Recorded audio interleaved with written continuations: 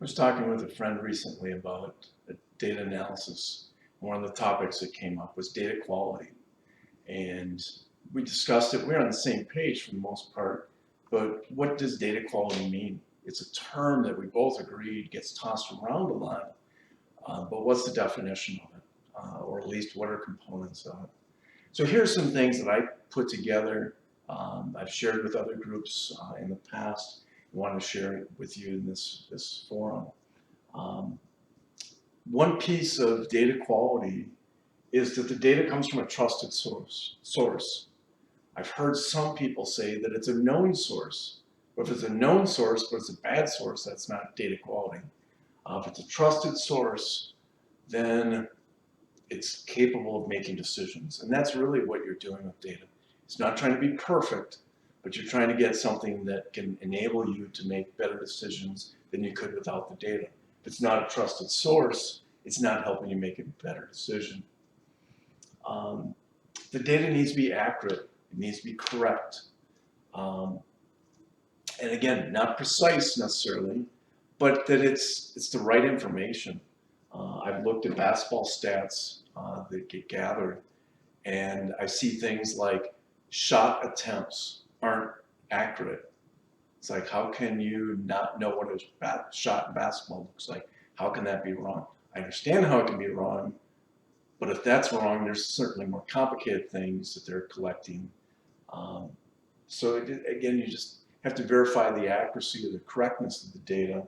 Again, if you're going to make decisions on it, it needs to be appropriate that way.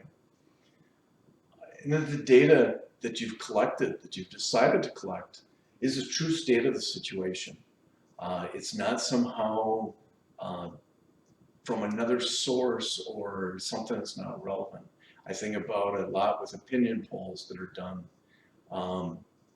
If you're taking a survey about, luxury cars, but you're doing it with anyone that answers the phone, has a different population of people. How do you target, say, a Mercedes or high-end auto buyer to do that survey? It's very different results. So is that really a true state or not?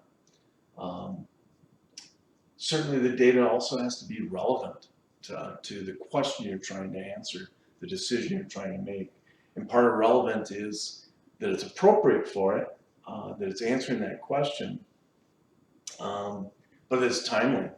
If this is data from, it could be 2 months ago, it may not be relevant today. So understand the time period that information was gathered, and of course how it was gathered is part of that true state of the situation. And that it's unbiased, that there's no unintended bias that's behind it. There's always going to be some unintended bias in things, but that generally speaking, it was collected with an open mind. And we're really collecting data. If something was weird or skewed, we're really trying to learn, not trying to prove a point. If you're trying to prove a point, that's probably not going to be quality data. And that comes from having a trusted source. It's a trusted source, it's going to tend to be more unbiased. But again, the way they frame questions, the context of the questions being asked, can create some unintended bias, and trying to understand those the best you can. If it's technical measurements, there's still that ability to where did they exactly measure it, and just having consistency with that. And that your data set's complete. If there's maybe 4 columns of information, these ones have these 5, but the next group has a different 5, and that there's always holes in the data. Once you kind of push it all together, is it really representative? Is it a complete set?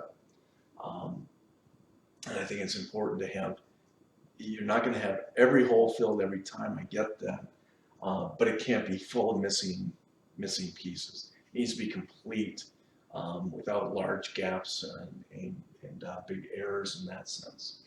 I think if you do these 6 things, I think that's what I see as data quality. It's things, at least in the back of my mind. If there's a lot of missing data, it's suspect how it was collected, or if that's including some bias. If it's not timely, does it really impact their decision today, and so on. Think about this when you're looking at your data. whether you're drafting it, analyzing it, understanding the data quality helps you make that better decision. If you want help understand your data quality, making decisions, call us here at Prairie Solutions. We'd like to help you do the same for your organization.